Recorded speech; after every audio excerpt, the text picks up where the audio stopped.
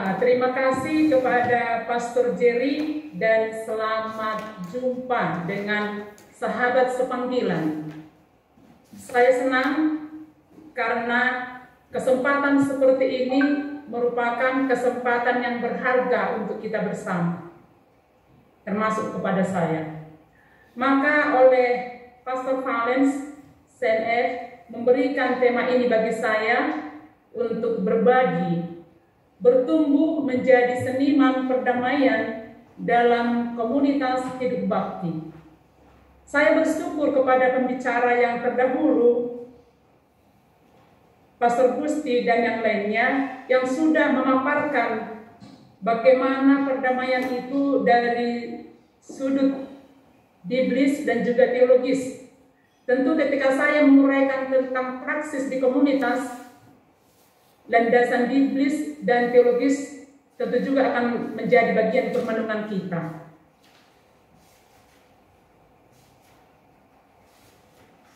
Pada sore hari ini, outline pertemuan kita itu ada 4 bagian. Pertama pengantar, lalu makna dan arti menggambarkan pesan penting. Ini nanti kita akan menguraikan, merenungkan tentang makna setiap kata dari tema yang diberikan kepada kita sore hari ini. Lalu hakikat dan identitas anggota hidup bakti. Siapa hidup bakti itu dalam gereja? Lalu komunitas religius, komunitas dijiwai oleh semangat Allah Tritunggal. Dan yang keempat, kita melihat persaudaraan yang dipaparkan oleh Fratelli Tutti. Kita mencoba dengan 3 topik berikut ini menjadi seniman perdamaian dalam komunitas hidup bakti. Apakah sebagai rahmat atau beban? Lalu berpikir positif, bentuk persahabatan yang sejati. Ada apa di pikiran positif? Lalu strategi konkret menjadi seniman perdamaian dalam komunitas hidup bakti. Lalu kita sampai kepada bagian penutup. Lalu bagian yang pertama, pengantar. Manusia diciptakan secitra dengan Allah dan memiliki keistimewaan, yakni mampu mengenal Allah. Sebenarnya dari latar belakang kisah penciptaan kita sebagai manusia, kita itu sudah memiliki keistimewaan mengenal Allah. Pengenalan tersebut memampukan manusia untuk mendengarkan kehendak Allah, yakni untuk mengalami kebahagiaan sejati. Demikian juga keberadaan komunitas kaum beriman menurut rencana ilahi. Nah, ini terutama melalui para pendiri, kongregasi dan ordo. Maka sebenarnya berbagai komunitas religius bertumbuh demi perkembangan gereja dan melalui setiap pekerjaan baik. Dan semua pelayanan tersebut demi pembangunan tubuh Kristus. Ketika kita membangun tubuh Kristus, sebelumnya kita membangun diri kita, membangun karakter kita supaya sesuai dengan rencana Allah. Dan itu nanti akan melekat dalam identitas kita sebagai anggota hidup bakti. Dengan demikian, bila kita adalah hidup yang dibaktikan kepada Allah, sebenarnya juga hidup kita mengungkapkan kebijaksanaan Allah yang berlipat ganda. Kalau kita diciptakan secitra dengan Allah, itu sudah baik. Tetapi dengan kehidupan kita yang secara khusus untuk Allah, dipersembahkan untuk Allah, hal inilah yang mengungkapkan kebijaksanaan Allah yang berlipat ganda. Kita bisa lihat dalam dokumen pembaharuan hidup bakti Perfecta Caritatis nomor 1. Pertama, makna dan arti kata menggambarkan pesan penting. Tema yang kita renungkan sore hari ini, bertumbuh menjadi seniman perdamaian dalam komunitas hidup bakti. Apa artinya? Bertumbuh berasal dari kata tumbuh, sedang berkembang, menjadi besar, menjadi sempurna. Ini bisa kita baca dalam Kamus Besar Bahasa Indonesia. Lalu perdamaian.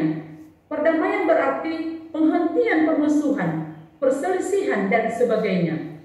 Perihal damai, berdamai. Atau dalam paham benar-benar tentang ilmu pengetahuan. Bila dilihat dalam tema kita tentang ilmu, tentang strategi untuk berdamai. Lalu menjadi ini sebenarnya juga menjadi proses, menunjukkan suatu bakat. Menjadi seniman berarti menunjukkan suatu bakat, mempunyai suatu bakat, dan berhasil menciptakan sesuatu. Sesuatu dalam hal ini sesuatu yang berguna untuk perdamaian.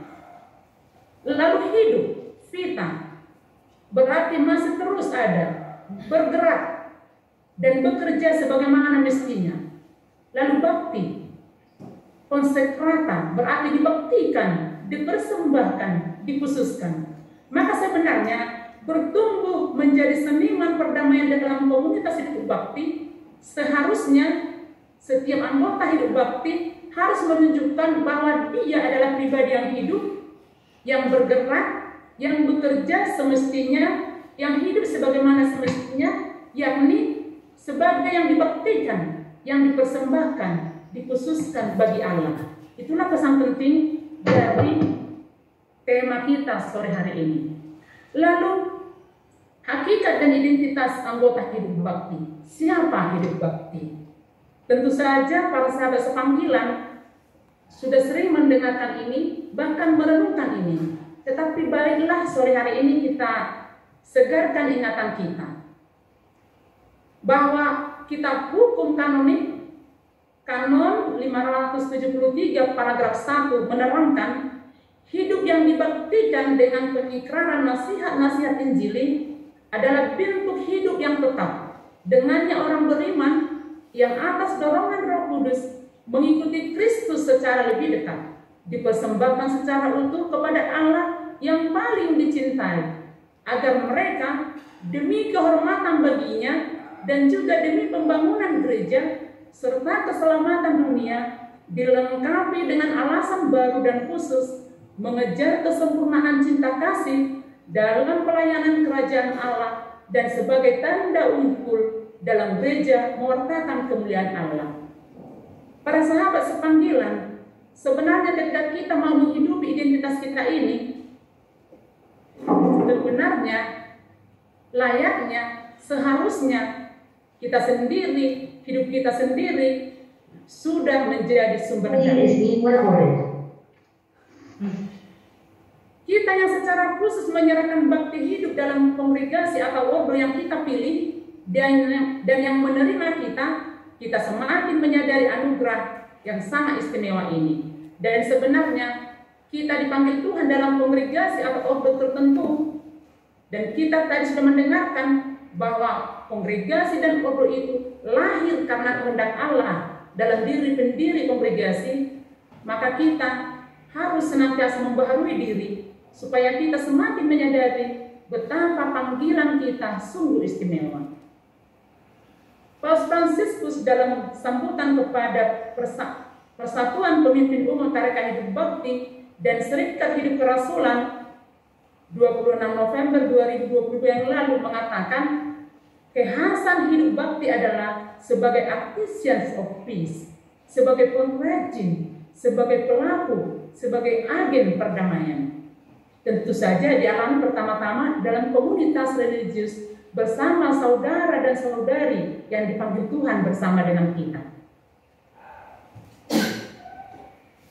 Hal ini sebenarnya mau mengingatkan kepada kita bahwa hidup kita bersatu dan menjadi persembahan kepada Allah dan menjadi seniman perdamaian memerlukan pembenahan diri dalam iman, harapan, dan kasih. Dan dalam konteks ini nanti Paus Fransiskus mengatakan bahwa sebenarnya komunitas religius adalah komunitas sekolah cinta kasih.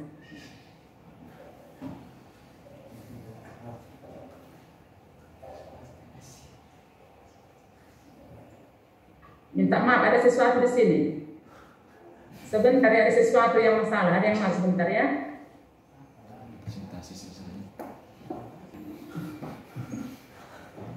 Maka dikatakan, bagaimana pembentukan karakter itu terjadi? Tentu melalui doa yang tak putus-putusnya dan permenungan akan kesetiaan Tuhan.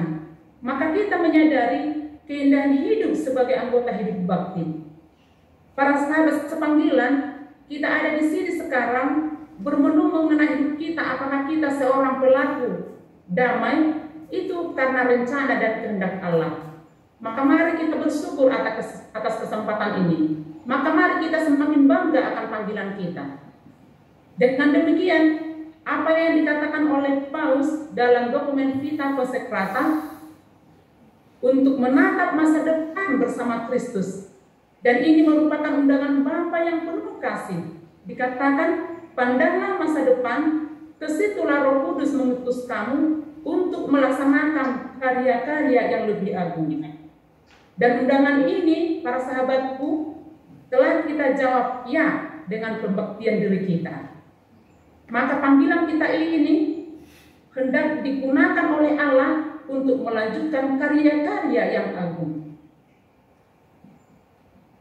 Maka gereja menyempurnakan penyerahan diri kita seutuhnya bagaikan kurban yang dipersembahkan kepada Allah. Itu bisa dibaca dalam KHK Kanon 607 paragraf 1. Bagaikan kurban. Sekarang kita berefleksi, bagaimana kita di komunitas kita masing-masing? Sungguhkah diriku ini sebagai kurban yang dipersembahkan kepada Allah? Atau jangan-jangan hidupku ini mengganggu kurban saudara dan saudari yang sepanggilan dengan saya? Ini menjadi refleksi untuk kita. Maka dikatakan, tidak ada cara lain supaya kita menjadi kurban yang benar-benar sempurna di hadapan Allah. Kita perlu berdoa. Maka katekismus mengatakan, berdoa sama dengan berkomunikasi dengan Tuhan dan diri sendiri. Kita berdoa mendengarkan rencana Tuhan, mendengarkan kehendak Allah, dan juga mendengarkan diri kita. Apa kata suara hati kita tentang suatu tindakan yang kita lakukan? Apakah suara hati kita setuju dengan tindakan kita? Ketika kita melakukan sesuatu tidak setuju, suara hati kita, bahkan suara hati kita melarang, maka jangan lakukan.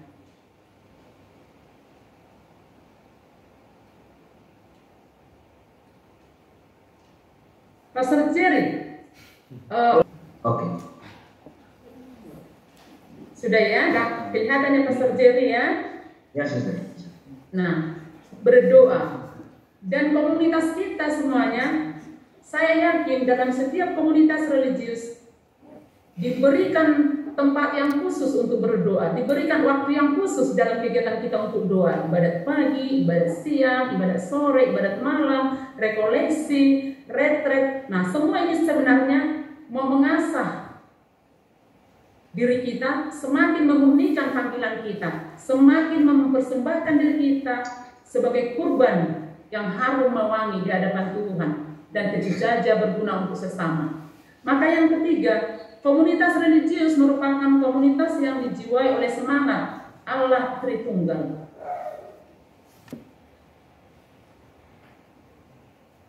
Komunitas religius dikatakan sebagai komunitas Allah Tritunggal. Allah Tritunggal mewakilkan dirinya dalam komunitas religius. Banyak dokumen yang mengatakan hal ini.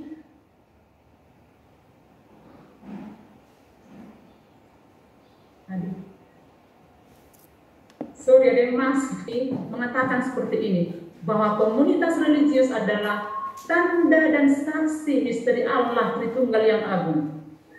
Nah, ketika kita semua para sahabat sepanggilan menyadari ini, maka sebenarnya tidak ada alasan kita untuk menjadi pelaku yang tidak sesuai dengan kehendak Allah.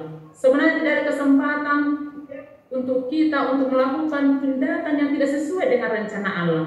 Karena komunitas kita tanda dan saksi. Recording in progress.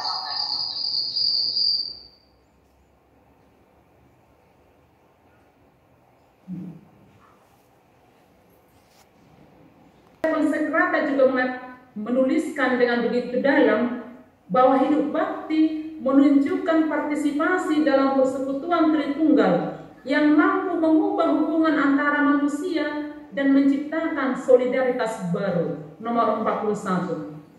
Kita semua para sahabat sepanggilan, dengan panggilan kita yang telah membaktikan diri kepada Allah, seharusnya menunjukkan partisipasi kita yang penuh, bahwa kita terlibat dalam persekutuan Tritunggal. Apa yang terjadi dalam komunitas Tritunggal? Bapa, Putra, dan Roh Kudus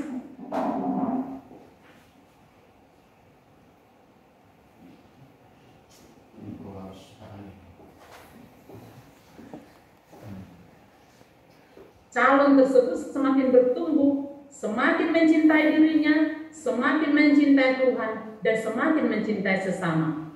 Itulah seharusnya yang terjadi dalam komunitas religius sebagai komunitas cinta kasih.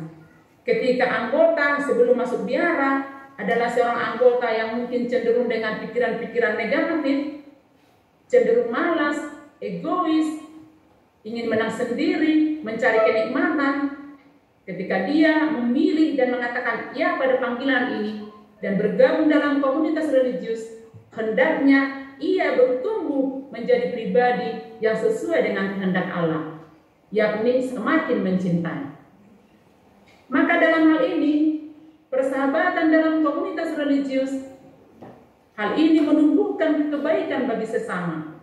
Setiap anggota komunitas adalah hadiah cinta. Maka penting untuk memberi diri sebagai hadiah cinta bagi sesama, terutama saudara dan saudari di komunitas. Bila saya memberi diriku sebagai hadiah dan yang lain memberikan hadiah dirinya sebagai hadiah, maka komunitas kita menjadi komunitas yang kaya akan kasih. Tetapi bila anggota dalam komunitas hanya mencari kesenangan sendiri, bahkan hanya memikirkan bagaimana orang lain memberikan hadiah kepadanya tanpa pernah memikirkan untuk memberikan hadiah dirinya kepada yang lain, maka komunitas kita menjadi komunitas yang kering. Dan apa yang dikatakan Paus Fransiskus, janganlah jadikan komunitasmu sebagai komunitas purgatori, penyucian. Ini berbahaya. Maka Santo Yohanes Paulus II mengatakan, janganlah gelisah dan getar hatimu. Seorang religius mampu memberikan damai hanya bila dia bersatu dengan Allah, sumber damai. Maka para sahabat sepanggilan, kita perlu mengevaluasi diri. Ketika saya tidak mampu mencintai, ketika panggilanku menjadi tidak subur dalam komunitas, ketika kehadiranku di komunitas tidak menghadirkan cinta, maka mari bertanya, apakah saya masih mendengarkan pribadi Allah yang memanggil saya? Apakah saya masih bersatu dengannya? Maka dari hal ini kita perlu menyadari dua hal penting. Pertama, sukacita merupakan anugerah Allah yang istimewa. Para sahabat sepanggilan, kita bersyukur karena kita bisa mendengarkan panggilan Tuhan yang menawarkan sukacita yang sejati, dan kita memperolehnya hari demi hari. Karena dunia dengan segala kemajuannya tidak akan pernah menawarkan sukacita yang sejati. Lalu yang kedua, sukacita merupakan buah perjumpaan dengan Yesus. Maka para sahabat sepanggilan, kalau kita tidak bersukacita, kembali kita bertanya, apakah saya mengalami perjumpaan pribadi bersama Yesus? Dalam dokumen Evangelii Gaudium nomor 1 disebutkan, sukacita Injil memenuhi hati dari semua orang yang menjumpai Yesus. Yang menjumpai Yesus. Paus Fransiskus dalam tahun hidup bakti 7 tahun yang lalu dikatakan kepada kaum religius, seandainya pun kamu tidak mau menjumpai Yesus, paling tidak membiarkan dirimu dijumpai oleh Yesus. Nah, ini seringkali terjadi. Kita tidak memberikan waktu untuk Yesus, dan ketika Yesus akan menjumpai kita, maka marilah kita menerimanya. Dengan demikian, sukacita itu tetap menjadi bagian dari hidup kita. Maka hidup bakti yang berjumpa dengan Yesus akan mengalami perubahan. Apa yang berubah? Pertama, dia kembali ke jati diri yang bersukacita. Karena memang kita diciptakan secitra dengan Allah. Karena memang kita punya kualitas yang dimiliki oleh Allah. Kita dianugerahkan itu. Maka berjumpa dengan Yesus, kita membaharui jati diri kita. Lalu yang kedua, kita menjadi berubah dari kerapuhan dan kecenderungan untuk mencari kenikmatan untuk diri sendiri menuju kesempurnaan hidup. Mari kita praktekkan ini dalam komunitas kita. Ketika kita menghadiri perayaan Ekaristi, kita menerima tubuh Kristus yang bersatu dengan kita dan mengubah kerapuhan kita, mengubah kemanusiaan kita, mengubah kelemahan kita menjadi sesuatu yang lebih sempurna, sesuatu yang lebih baik. Maka jangan bosan-bosannya kita berjumpa atau membiarkan Yesus menjumpai kita. Maka dikatakan lebih lanjut, bagaimana kita bisa mendengarkan kehendak Allah? Gereja mengajarkan kita perlu sikap rendah hati, kejujuran, kesiapsediaan untuk merefleksikan hakikat dan identitas kita sebagai pelayan Tuhan. Hakikat kita tadi sudah dikatakan oleh kakak begitu jelas, bahwa hidup kita adalah tanda yang unggul, bahwa hidup kita adalah demi kemuliaan Allah. Maka hal yang paling mendasar dalam mengikuti Yesus, dalam jalan yang benar, kita perlu memiliki kemampuan untuk menyangkal diri, memikul salib, dan mengikut Tuhan. Ketika kita rekoleksi membaharui kaul kita, disuguhkan kepada kita ini merefleksikan, apakah kita sungguh-sungguh menyangkal diri, apakah kita sungguh-sungguh memikul salib, dan juga mengikut Tuhan. Menyangkal diri dalam hal kaul-kaul kebiaraan kita. Sebagai contoh kaul ketaatan, para religius dengan kehendak bebas menyerahkan diri sebagai pengorbanan diri kepada Tuhan, dan dengan demikian dipersatukan sepenuhnya pada penyelamatan Tuhan. Perfecta Caritatis nomor 14. Para sahabat sepanggilan, betapa besar kasih Tuhan kepada kita, bahwa kita dijadikan partnernya, bahwa kita dijadikan sahabatnya dalam pekerjaannya untuk menyelamatkan sesama. Maka sungguh besar rencana Tuhan bagi kita. Lalu dikatakan juga bahwa keluhuran hidup bakti juga nyata dalam mengikuti Kristus yang disalib dan dibangkitkan. Maka pola hidup Yesus menjadi pola hidup kita, anggota hidup bakti. Dikatakan Yesus yang tersalib menjadi model bagi kita. Kita bisa memandang salib, bahwa salib selalu dalam keadaan horizontal, itu berarti sesama. Jauh sebelum itu juga vertikal, hubungan saya dengan Allah. Maka salib berarti hubungan saya dengan Allah, dengan sesama, dua hal yang harus selalu saya baharui. Dan Yesus mengatakan, inilah dua hukum cinta kasih: mengasihi Allah dengan segenap kekuatan dan mengasihi sesama seperti diriku mengasihi. Lalu Paus Francis mengatakan, ketika kita menjadi sadar bahwa salib, ketika kita mengadakan perjalanan tanpa salib, ketika kita membangun tanpa salib, ketika kita mengakui Kristus tanpa salib, Paus Francis mengatakan, kita bukan murid Tuhan, tetapi kita duniawi. Apa maksudnya para sahabat sepanggilan? Maksudnya bahwa dalam panggilan kita, terutama semakin lama kita membaktikan diri kita, hubungan dan relasi kita, iman kita akan Allah semakin dalam, dan iman itu kita praktekkan kepada sesama, terutama saudara dan saudari di komunitas kita. Maka kita akan mendapatkan banyak rahmat dengan mengikuti Tuhan. Pertama, kita menjadi manusia baru. Kedua, kita menjadi anak-anak Allah. Dan ketiga, kita memperoleh hidup yang kekal. Terutama yang ketiga ini, ketika kita mengucapkan kaul kebiaraan kita, pimpinan atas nama gereja menjawab apa yang kita ungkapkan dalam kaul. Bila saudari melakukan yang setia ini, dikatakan, Atas nama gereja, saya menjanjikan hidup yang kekal. Maka para sahabat sepanggilan, tidak ada alasan bagi kita untuk tidak bersukacita. Tidak ada alasan bagi kita untuk tidak bertumbuh menjadi seniman perdamaian. Karena kalau kita tidak bertumbuh menjadi seniman perdamaian, kemungkinan kita tidak mengerti identitas kita sebagai anggota hidup bakti. Lalu bagian yang keempat, Fratelli Tutti, seruan persaudaraan sejati. Nah, hidup bakti dalam sebuah komunitas, dalam sebuah kongregasi, kita memiliki pemimpin dalam kongregasi dan ordo kita. Dan Paus Fransiskus juga mengatakan sesuatu kepada para pemimpin pada bulan November 2020 yang lalu. Apa yang dikatakan?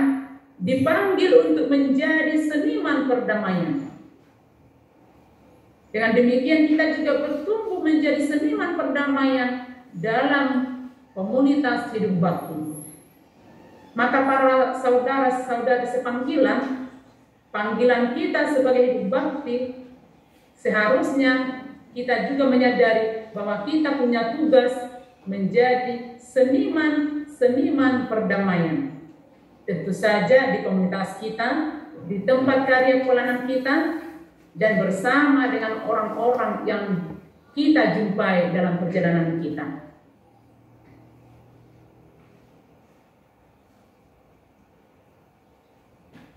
Sebentar ini Pak, dalam suatu artikel nomor 225, Paus mengatakan, damai dan sukacita sebagai anugerah yang tidak dapat dipisahkan dari karakter sebagai arsitek perdamaian.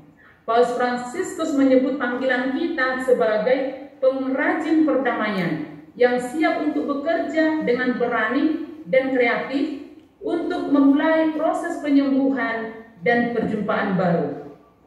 Kemarin pembicara yang pertama dikatakan salah satu juga gandum itu perjumpaan. Perjumpaan yang bagaimana? Perjumpaan yang baru. Perjumpaan baru yang dimaksudkan di sini adalah perjumpaan di mana kita membawa kasih Allah, di mana kita menunjukkan kasih Allah. Itulah perjumpaan baru. Maka proses penyembuhan dan pengampunan yang tulus merupakan suatu proses promosi nilai-nilai kehidupan dan moralitas Kristiani. Paus Fransiskus menegaskan sebagai berikut. Sikap yang menghendaki kebaikan orang lain menunjukkan kerinduan akan kebaikan. Kecenderungan terhadap semua yang baik dan luar biasa, keinginan untuk mengisi kehidupan orang lain dengan apa yang indah, apa yang agung, dan meneguhkan. Dan ini juga merupakan identitas kita, melakukan karya-karya yang agung. Maka kita menjadi bersahabat dengan semua orang tanpa membedakan latar belakang. Kita bersahabat dengan orang tanpa syarat. Karena kita menyadari bahwa setiap orang adalah ciptaan Tuhan. Bahwa setiap orang adalah gambar Allah yang sempurna. Dan kita tidak perlu menuntut orang lain, tetapi kita sendiri memulai dari diri kita sendiri.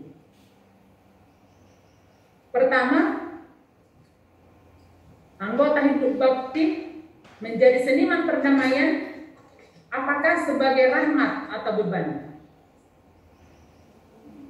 Nah, ini pertanyaan sederhana. Apakah sebagai rahmat atau beban? Pengalaman saya secara khusus ketika saya berada di Manila selalu terkenang di hati saya. Ketika itu tepatnya di asrama Claresian, lembaga hidup bakti di Manila, Quezon City. Kami di sana, komunitas kami merupakan komunitas internasional dari berbagai negara, tentu saja dari berbagai warna kulit, dari berbagai jenis makanan, bahasa.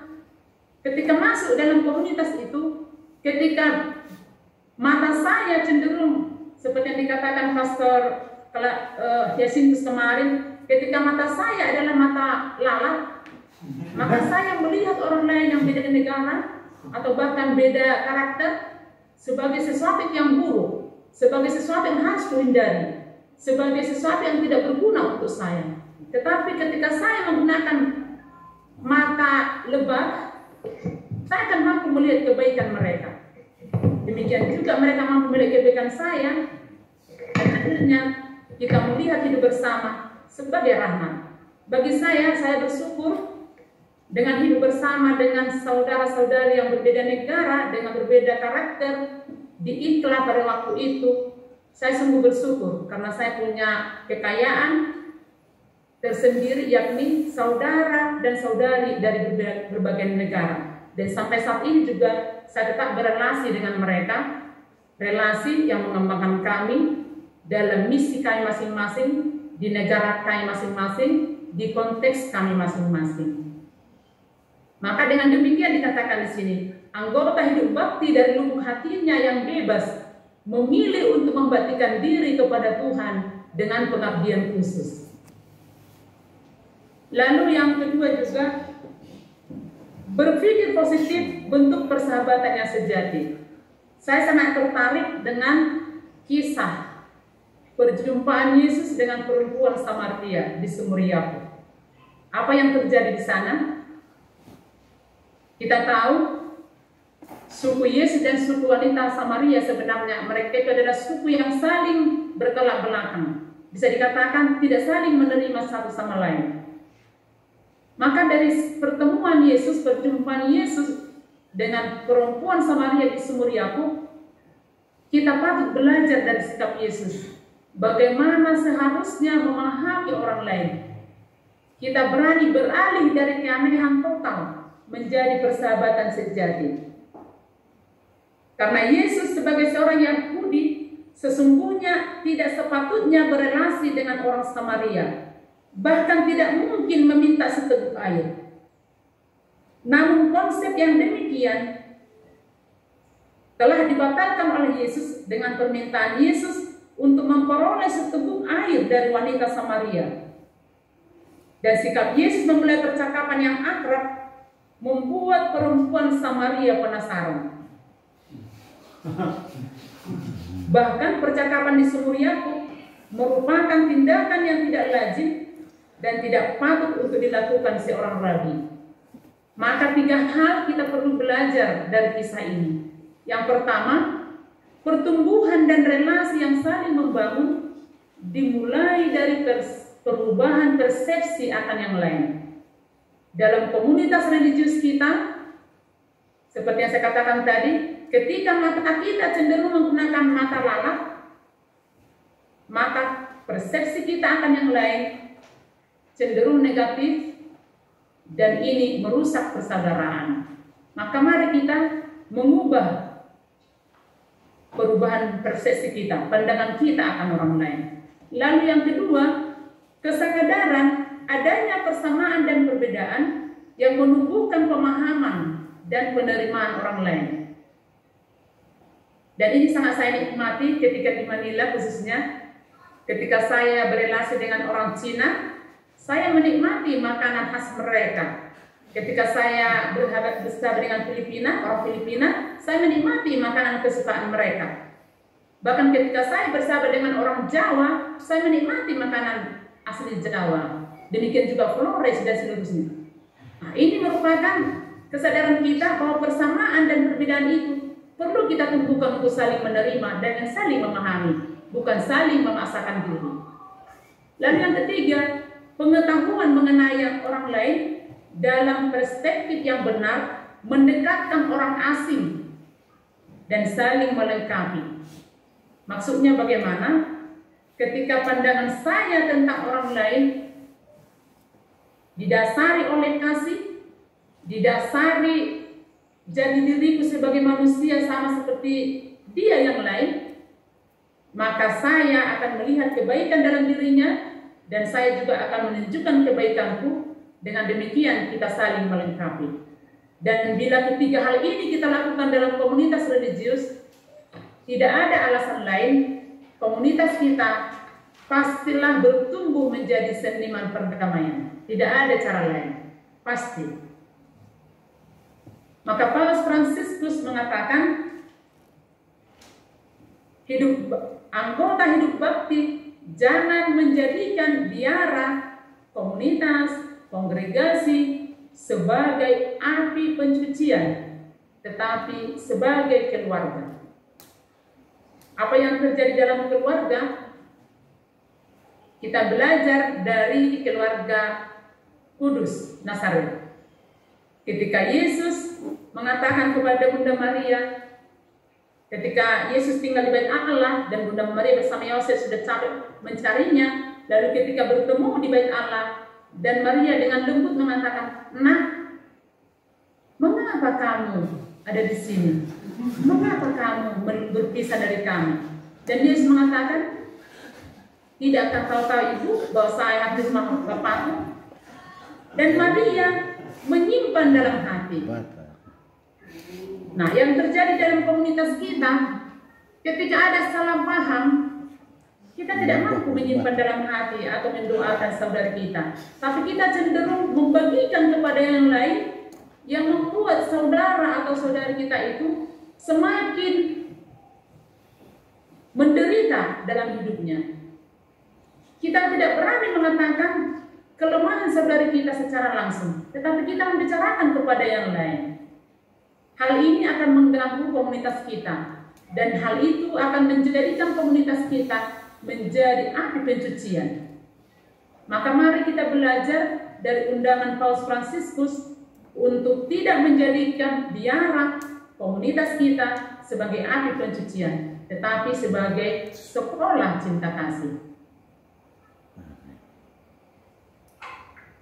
Lalu yang bagian 4C, strategi konkret menjadi seniman perdamaian dalam komunitas hidup bakti.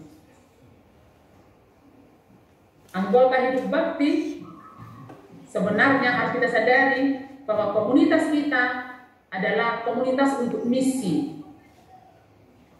Ketika kita menjadi komunitas yang bertumbuh dalam perdamaian, maka perdamaian dan buah-buah perdamaian yang dialami di komunitas itulah yang diwartakan dalam misi pelayanan kita. Itulah yang kita bagikan dalam misi pelayanan kita. Maka pertama-tama kita berbenah bersama di komunitas. Jadi jangan dibalikkan, karena sering terjadi kita bisa hebat di sekolah, bisa menjadi dosen terkenal, bisa menjadi petugas pastoral yang handal, bisa menjadi petugas kesehatan yang bagus, bisa berkhotbah dengan bagus, tetapi ketika kita di komunitas, kita menjadi lalu. Nah, ini menjadi pertanyaan untuk kita. Sungguhkah kita menjadi bagian anggota komunitas yang sudah menyadari hakikat keindahan hidup bersama? Maka dikatakan, komitmen religius menyeratkan dedikasi untuk bekerja sama dengan orang lain, dan karenanya ada kebutuhan untuk memupuk persahabatan dan kerjasama. Persahabatan dan kerjasama. Maka kita perlu berdoa tanpa henti, seperti yang tadi itu. Lalu juga persahabatan kita dalam komunitas juga ditentukan bagaimana kedewasaan spiritual kita. Seorang tokoh bernama Busan dalam bukunya The Power of Spirituality, Spiritual